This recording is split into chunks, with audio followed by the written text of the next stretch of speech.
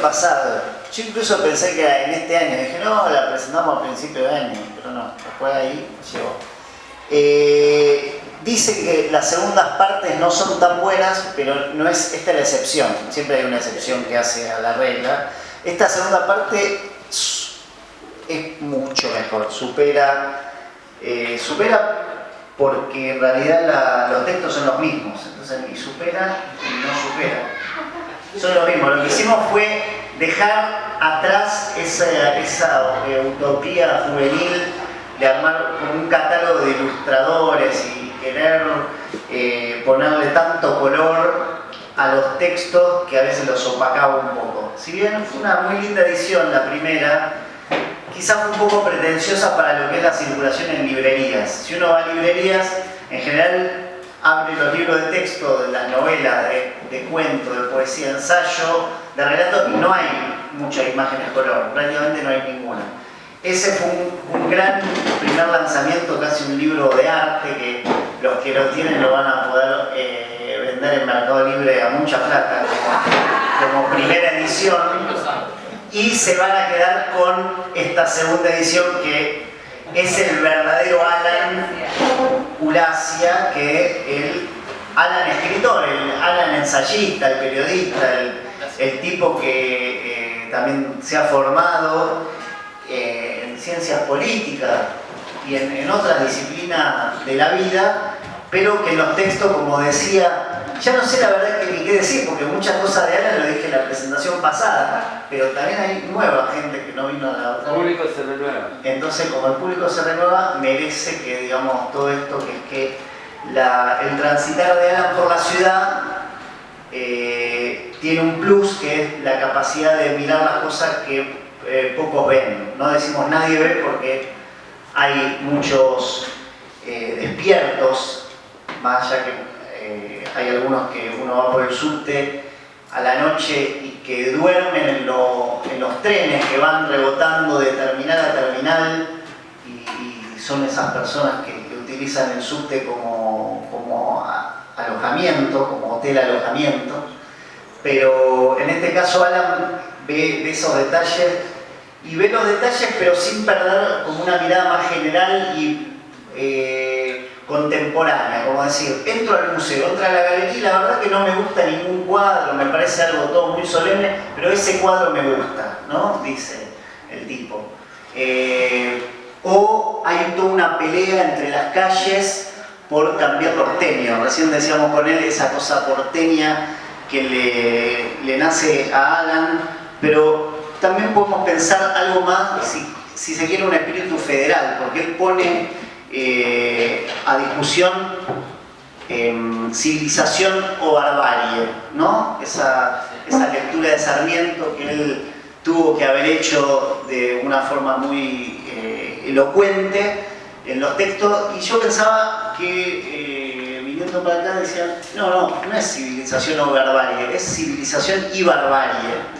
Y ahí quería contraponer una experiencia de hoy, que es pasar por dos centros culturales. Uno que se llama CCK, que no sé si alguno lo conoce, que es un centro cultural llamado Centro Cultural Kirchner, en el Correo Central, ahí al lado del Luna Park, que el Luna Park también está mencionado acá entre los textos por ahí, ¿no? Y la verdad que es un edificio imponente, que ya lo habrán visto en las noticias, o algunos habrán ido o tendrán alguna referencia, pero toda esa, se me ocurrió decir impotencia, porque hay una cosa de majestuosidad que mezcla y pone en el centro de la ciudad un escenario de cultura que está atravesado por el mercado. Hoy hubo una actividad ahí que se llama el MICA, que es el Mercado de Industrias Culturales de la Argentina, y es algo que nos han invitado a las editoriales independientes a relacionarnos con otros compradores o librerías de varias ciudades del país, y entonces se daba algo que se llama ronda de negocios, que a la gente que viene de la cultura le debería causar algún tipo de distancia, rechazo, ese término de ronda de negocios. Sin embargo, vi muchos jóvenes con un espíritu emprendedor, como productores culturales del ámbito de la música, los libros, las artes escénicas, las artes visuales, que se encontraban, ya van varios días que está durando este espacio de Mica. Así que bueno, me hacía pensar un poco eso, ¿no? En civilización, en cómo la ciudad crece, se desarrolla y crean monumentos y edificios que acá Alan también nos describe, grandes como el Correo Central, que años más tarde terminan siendo centros culturales o shopping. Y esto es una mezcla de las dos, es un centro cultural shopping, porque tiene infinitas escaleras mecánicas que se pierden, como podría ser en un cuadro de Yuc Solar, pero en este caso están muy dirigidas. Y el otro centro cultural es este, Centro Cultural León León, que nos hace pensar que acá esta zona de Palermo, que también es un poco Palermo kirchnerista o Palermo acá, hay otro centro cercano que se llama ¿cómo es? Perón Perón, ¿no? Entonces no sé si tiene que ver o no, pero el nombre, ¿no? te resuena.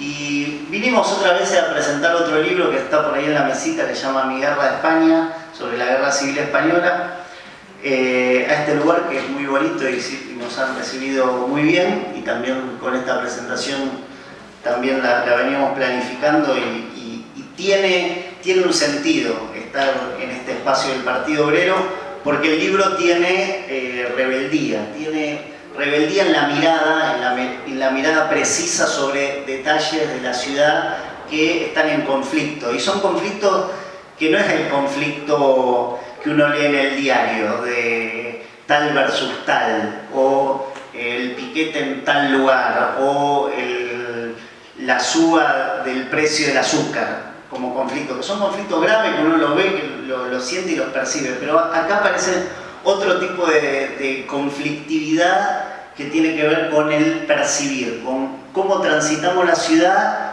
y nos pasan cosas que nos dificultan nuestro estar en la ciudad. Y esa mirada, el dar vuelta a las cosas, hace la ciudad más habitable, ¿no? Hace que uno pueda, digamos, tener otras estrategias, que pueda caminar por una calle y pensar el nombre de la calle y relacionarlo con la historia, relacionarlo con ese personaje que es nombrado ahí. Así que bueno, en realidad tuvimos que hacer un reemplazo. Uno de los presentadores lo mandamos al frente, era Diego Rojas, periodista, que nos mandó un mensaje que no pudo venir porque tuvo una dificultad, y le invitamos a Dani, que nos va a leer uno de los textos del libro. Y bueno, pensamos, ya que no vino, faltó el presentador, abrir un poco la presentación a todos, que también nos puedan comentar, varios que lo leyeron y varios que no, qué de la ciudad la hace imposible, ¿no? O cuál es la imposibilidad que cada uno tiene con este habitar estos espacios antinaturales que son las ciudades, ¿no? Justamente este hormigón muestra eso, ¿no? Que no hay, o es esa famosa frase de 80 balcones y ninguna flor, digamos. La ciudad tiene eso, tiene puro cemento, pura violencia, pura agresión y ninguna flor. En este caso no tenemos ni presentador, pero tenemos una naturaleza que también es percibida en algunos árboles. Hay una revista que se llama Amo Villa Crespo, que es una revista barrial del barrio que está acá al lado, de Villa Crespo, y tienen un mapita en este número que se llama La Ruta del Árbol. Entonces te va marcando algunos árboles atípicos que hay en esta ciudad, que vale la pena quizá recorrer y que no son los tilos que hay habitualmente, que nos adormecen un poco. Así que bueno, vamos a una lecturita por ahí y seguimos charlando.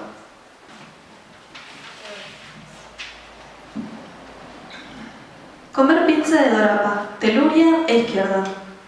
El comer pizza de Dorapa es un hábito que nace de la mixtura entre la antigua tradición criolla, que se remonta a los tiempos de Martín Fierro, comiendo de Dorapa sobre la grupa de Supingo, y la afluencia de la cultura italiana y la pizza. Comer pizza sentado es pecado telúrico. Comer pizza de Dorapa significa estar en armonía con la tierra. Y uno de los mejores lugares para practicar esta hazaña ecuestre es sin duda la pizzería Guerrín, dicen fundada en 1932, que se pronuncia sin la U con diéresis, so pena de terminar recluido en la Patagonia. La tramposa inclusión de la U con diéresis no es más que un test de lealtad, una prueba para ver de qué lado uno se ubica. Guerrín queda sobre Avenida Corrientes y a ella acuden tanto los famosos de la tele como el taxista más anónimo. Cuenta la leyenda que son capaces de sacar más de 2.000 pizzas en una noche, de las cuales 1.500 son comidas de acuerdo a la mencionada tradición, es decir, de Dorapa. Pero lo fundamental es la grasa, el jugo anaranjado y grasoso. Sin jugo ni grasa estamos hablando de otro pecado telúrico, acaso más grave que el comer sentado. Pizza pulcra y sin chorrear es aborto cultural, digno de ser sancionado socialmente y por las autoridades gubernamentales, de estas tenerlos bien puestos. Es también crucial que el lugar cuente con barra de 3 o 4 metros de largo por 1 de ancho. Usted dirá que nada más socializante y fraternal que comer parado con varias personas a centímetros de distancia, a los codazos. Error. Pecado telúrico 3. Uno va a comer pizza de Dorapa porque quiere estar solo. Operan en este punto también sutiles influjos de la idiosincrasia gauchesca, medio rabunda del 1800. Raro que dos personas, si es que no han ido ya juntas a comer pizza de Dorapa, interactúen. Se trata de un acto demasiado íntimo, compuesto del mágico triángulo, gaucho, campo y charqui. En este caso, porteño, ciudad y pizza. Más datos. Tardar 30 minutos podría entenderse por sedición. Que la pizza no caiga mal reporta alta traición. La paciencia, la salud y la lógica son astillas que atentan contra el espíritu de esta ciudad, condenada ella, y acaso también la nación toda, a un destino estético. Mientras más rápido se coma, mejor. Mientras peor el organismo asimile la pizza, más pertinente. Hay cosas que no merecen ser cambiadas, que deben respetarse y cuidarse como están, por más que a veces nosotros, los izquierdistas modernos, digamos que no, que todo es perfectible. No siempre darle refugio a la tradición es reacción, camaradas. Puede que la dictadura del proletariado, a la cual adherimos y por la cual luchamos, traiga aparejada la censura del comer pizza de Dorapa y una microdictadura del comer pizza sentado. ¿Qué hay que revolucionar y qué no? ¿Qué efectos socioeconómicos devastadores podría desencadenar la prohibición establecida por legítima violencia política revolucionaria de la revolución del comer pizza de Dorapa si el programa revolucionario del gobierno así lo entiende? Una revolución tiene que tener cuidado dónde pisa, qué fibras populares toca. La historia da ejemplos de históricas revoluciones que con las mejores terminaron siendo reaccionariamente peores que la reacción contra la cual buscaban reaccionar. Camaradas, si esto de censurar el comer pizza de Dorapa forma parte de nuestros planes, anotemos por día cerca de 700 comensales de pizza de Dorapa, 1.500 pizzas a un promedio de 2 porciones por comensal, golpeando las puertas de nuestro cuartel revolucionario o peor, pensando en coaligarse por un interés inmediato pero esencial con la derrotada reacción que, paradójicamente, siempre es partidaria de la reaccionaria sentadez a la hora de comer pizza.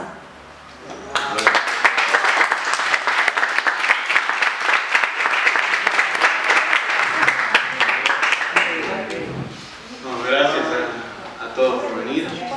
Perdón por la tardanza, casi 2 horas. Gracias a Mati, Mariela,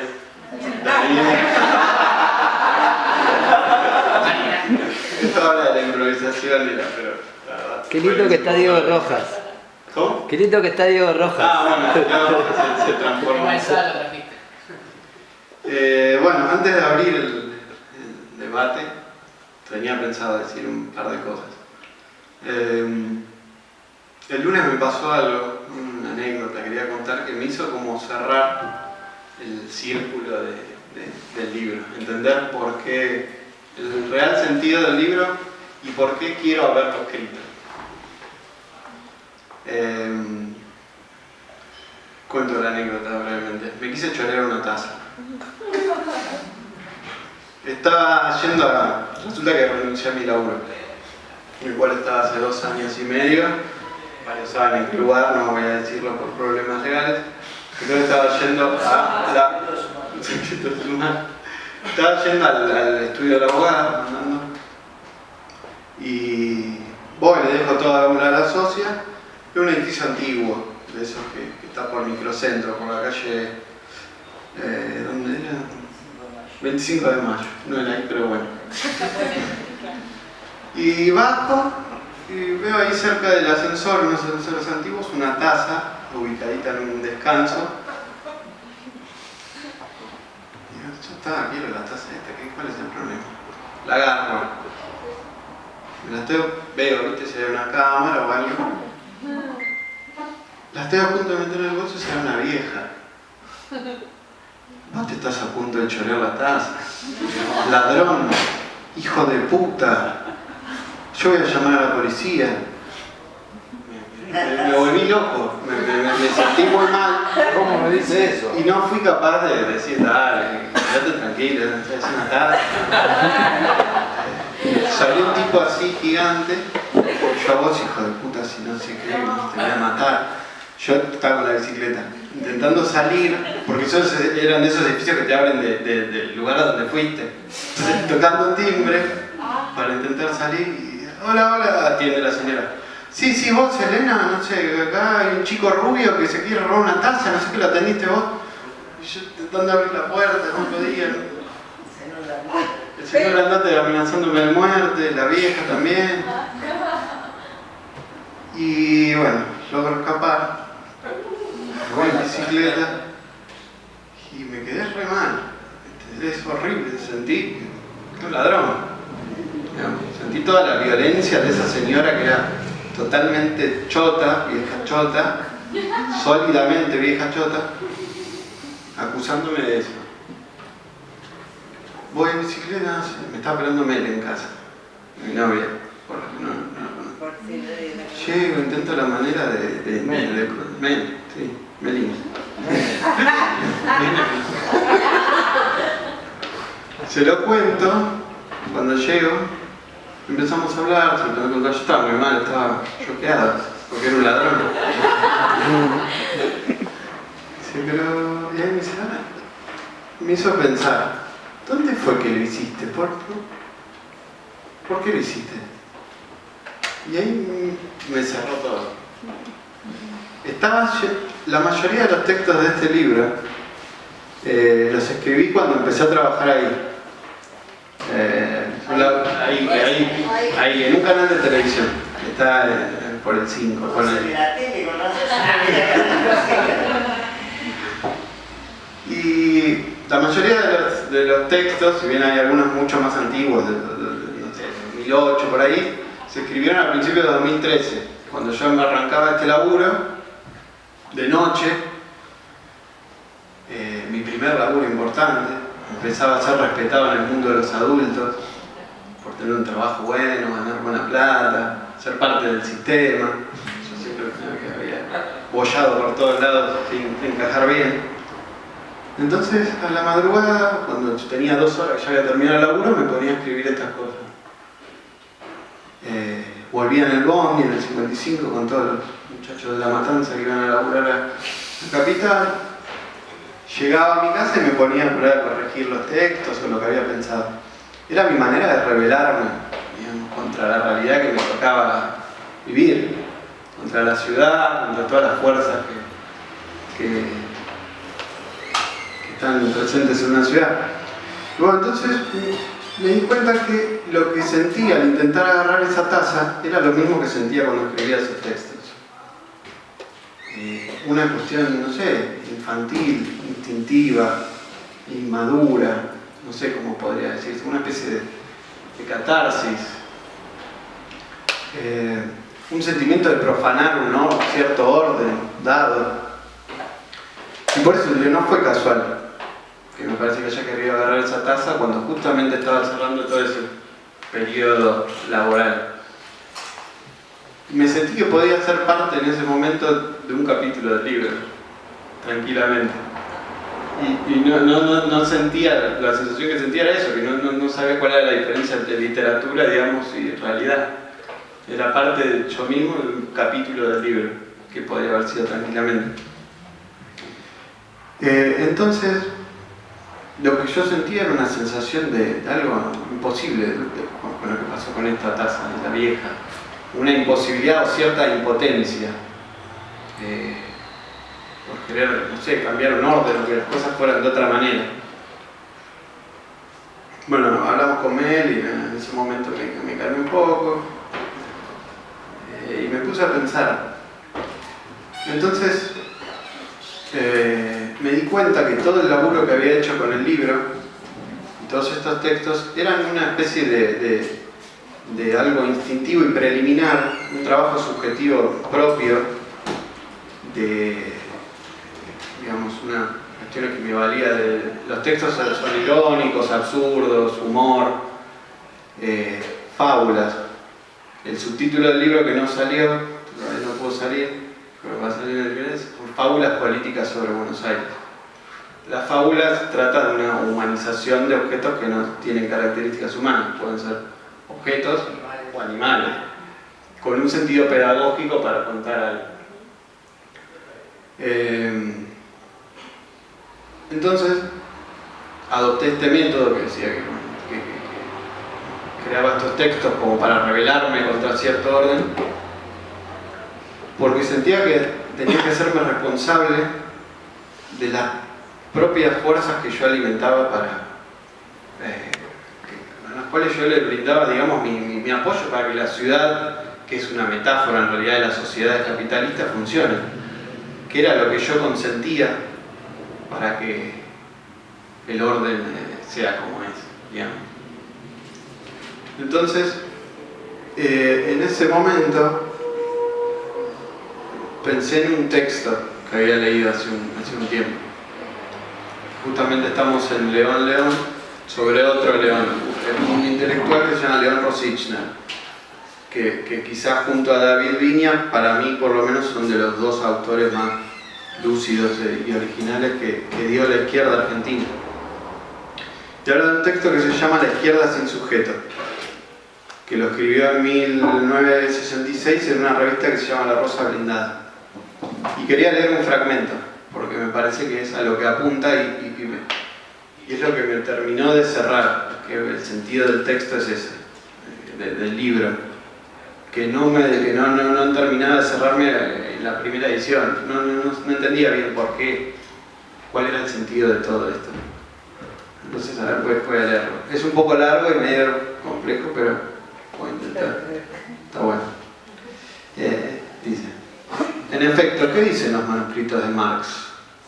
Entre muchas otras cosas, la siguiente: que la verdad pasa por el sujeto, se elabora en él, que la objetivación que da forma al mundo humano es la objetivación del hombre, que la forma humana del otro es la que, a través de la mía, da sentido a todo el enlace del mundo, con el mundo. Dice además que la alienación no es un sello impuesto pasivamente sobre el hombre desde afuera, que la enajenación es, por el contrario, autoenajenación. Quiere decir, nosotros mismos hemos contribuido al trabajo social de enajenarnos, y hemos participado, por lo tanto, activamente en la nuestra propia sistema de producción mediante, si es cierto, se nos dirá que no podíamos hacer otra cosa, que sólo así podíamos llegar a adquirir realidad social, adecuarnos al sistema de producción, satisfacer nuestras necesidades. Por eso adecuarnos al sistema sí lo hicimos. Pero además que el camino para suprimir la autoenajenación pasa por el cambio que nos llevó a la autoenajenación misma. De este trabajo de suprimir la propia autoenajenación, el hombre de izquierda no está exento por el solo hecho de serlo. La supresión de la autoenajenación no es entonces un proceso instantáneo. Implica deshacer en nosotros mismos la separación que escindió lo sensible de lo racional. Así como una cosa hecha, mercancía se escinde en valor de uso y valor de cambio. Significa devolverle el sentido a las cosas adquiriéndolo propiamente, o simultáneamente nosotros mismos. Decir autoenajenación quiere decir que hemos tenido que hacer, sometiéndonos, lo que el mundo burgués nos solicitaba para habilitar a vivir en él. Lo característico de la cultura burguesa consiste básicamente en esa adecuación que impone a cada recién llegado a hacerse contra sí mismo, lo que otros ya son. ¿El tránsito hacia la revolución mantendrá necesariamente este contra sí mismo como irreductible? Por eso, hablar de cultura revolucionaria significa comprender primeramente cuáles son los caminos que nos permitan desarmar la trampa que la burguesía tendió en nosotros. Y el obstáculo que descubrimos cuando buscamos la actividad eficaz es la siguiente: los únicos caminos transitables inmediatamente dados por los cuales se nos permite conducir la actividad de izquierda son los caminos amojonados por los modelos burgueses de rebeldía. Modelos que circulan atentos a las luces rojas y verdes, que solo llevan por último al fracaso y a la justificación. Aquí, en estos modelos burgueses de rebeldía, residen los enlaces sociales tolerados dentro de una congruencia que no fuimos capaces de deshacer, entre nuestra propia individualidad, nuestra sensibilidad así conformada y el orden del mundo del cual fuimos capaces de deshacer, entre nuestra propia individualidad, nuestra sensibilidad así conformada y el orden del mundo del cual depende. Y si la realidad está ordenada a la derecha desde dentro de nosotros mismos, puesto que fuimos hechos por ella, ¿cómo llenar con un contenido de izquierda a la teoría revolucionaria que recibimos con cargo de hacerla pasar a la realidad? La famosa de Gerardo Romano, o sea, hasta terrible, hasta crónica, estaban todos los canales de televisión. Pero a eso es lo que voy, digo, en este caso la doña era la dueña de la taza, digamos, como te fuiste un poquito carajo, pero en la situación cotidiana ante un choreo, y eso es lo que tiene Buenos Aires, porque pasa en Buenos Aires, porque, bueno, yo pasé una del interior y no la ve a esas situaciones que no, listo, te encontrás con un ladrón, y a lo sumo, bueno, qué sé yo, le diste un par de coñitos, pero no, lo más lógico es llamar a la policía, en todo caso, ya veremos cómo organizamos los CDR y combatiremos así el delito, pero lo principal es te encontrar un choreo y llamar a la policía. Pero no, el porteño tiene esa cosa de no, me meto, te cago a trompadas, soy el héroe del barrio, y después llamo a la policía y hago toda una escena con el policía y a su vez está Gerardo Romano, que es el buen vecino. Y esa imposibilidad tiene Buenos Aires de que el relacionarnos, siempre es ante una tragedia. Estamos en un centro cultural, bueno, ¿cómo nos relacionamos los artistas últimamente con los seres? Porque me solidarizo porque Macri te cerró el lugar. Ahora yo a tus actividades no voy porque vos sos trotskista, no, vos sos kirchnerista. Entonces, solamente me relaciono en esta ciudad imposible ante una tragedia. Eso era lo que... Para pensarlo porteño, ¿no? Rememoranza con el tango, si se quiere, también. O sea, no se rescata la ciudad alegre, la ciudad solidaria, la ciudad que comparte otras cosas, la ciudad muda.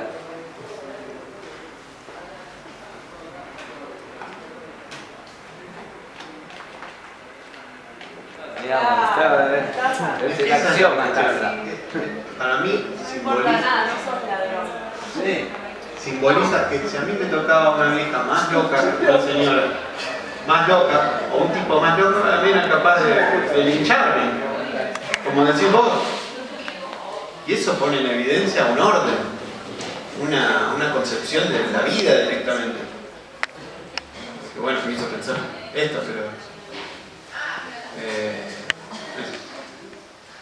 Una reflexión también en relación con la taza y pues seguramente ahí derivado de lo que hablaron con Mel de por qué vos en esa situación que estabas yendo a iniciar una situación respecto de alguna situación que vos considerabas injusta de tu situación laboral, tuviste el impulso de apropiarte de algo en ese momento en el que te sentías por otro lado vulnerado en algunos derechos. Y me parece que también lo relacionaría con una cosa que dijiste, esto de la taza, yo lo relacionaría con la escritura. O sea, en el sentido de que vos contabas que los momentos más fructíferos de escritura del libro o de estas reflexiones sobre tu propia condición y sobre la ciudad y sobre tu transitar en la ciudad, que tiene algo de este adjetivo imposible que vos le ponés, que en realidad digamos, un poeta adjetivando algo, en realidad está hablando de la propia sensación que tiene con respecto a eso. Entonces esto de la ciudad imposible es tu vivencia de que esa ciudad, de que el habitar en esa ciudad tiene algo de imposible.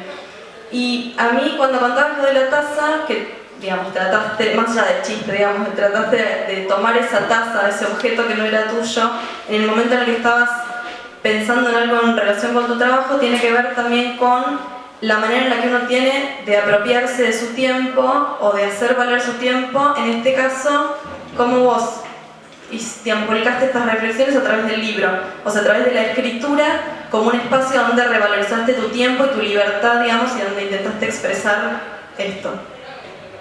Eso es lo que yo pensé de la taza. Pero yo acá la barra, las tazas acá no están muy buenas. No, se la volvía todo. No, después empezamos a hablar con Mel a recabar información y casos. Creo que es lo más normal que... Yo no voy por ahí robándome taza, no sé si es lo más normal. Pero de repente yo no sé, un día saltás el molinete de subte y te sentís... Te pones a pensar, si salto el molinete todos los días, a fin de mes me voy a agarrar tanta plata y a fin de año me voy de viaje.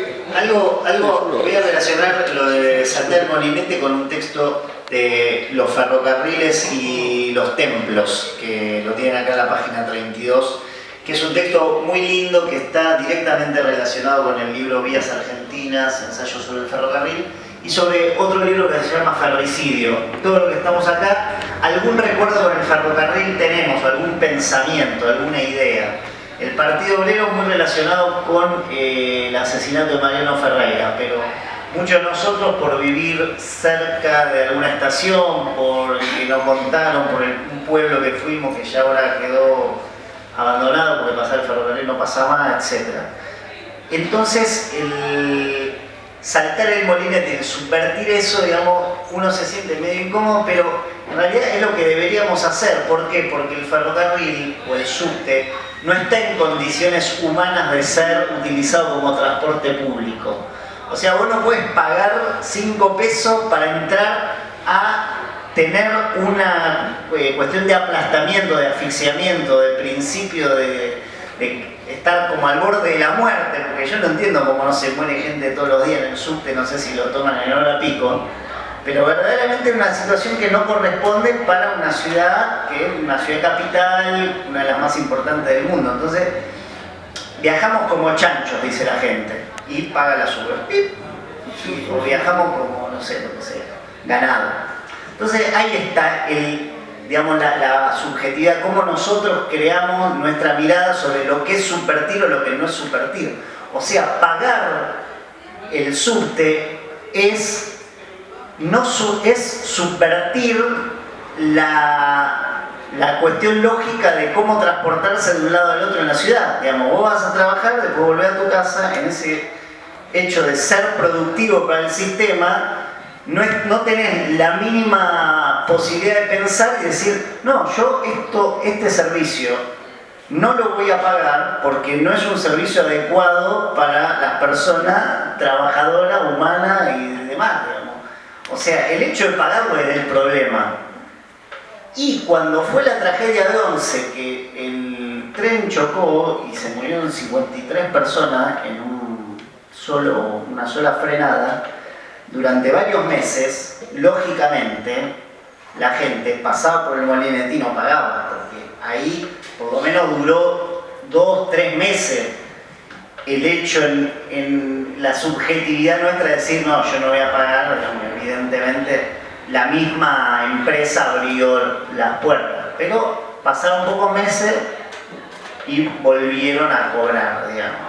Después pasaron unos meses más y empezaron a renovar los trenes.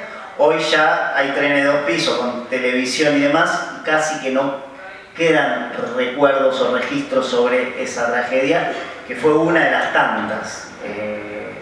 Así que bueno, me parece que el juego este de la taza, que está bueno relacionar el robo con la escritura. La escritura es un robo, es robarle un poco de tiempo a la vida y dedicársela a escribir lo que uno ya vivió. Entonces es la diferencia entre el que escribe y el que no escribe. porque vivir vivimos todos, pero el que escribe le da ese tiempo, le roba ese tiempo, digamos, a poder contar lo que vivió, lo que vivió en sus pensamientos, su imaginación. Entonces, me parece que ahí está en consonancia en que podamos ver eso. Una cosa es verlo, tenerlo ahí como teóricamente, como dice acá el profesor León Rosisner, y otra cosa es la práctica, ¿no? Es el gesto de decir, bueno, no pago nunca más el subte, no pago esto, entro al supermercado y me robo el vino, me robo el queso, ¿cómo es? El queso brie, que cuesta un montón. A mí me gusta comer queso brie camembert, pero... Hasta que se acabe, ¿no es cierto? ¿Y cuando se acaba qué? Claro. ¿Cuando se acaba qué? Cuando se acaba, ¿qué hacemos? Ah, exacto. Muy lindo todo. Gracias. Gracias. Ya prácticamente se acabó el queso, se acabó todo. Se acabó todo. No paguemos nada. Entonces, justamente esta es la reflexión, digamos, una cuestión en la práctica es pensar lo que dijo el Señor, no paguemos nada, y otra cosa.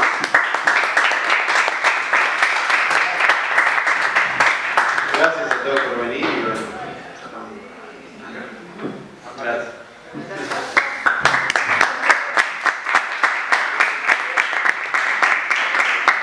Una musiquita ahí, los chicos de la barra.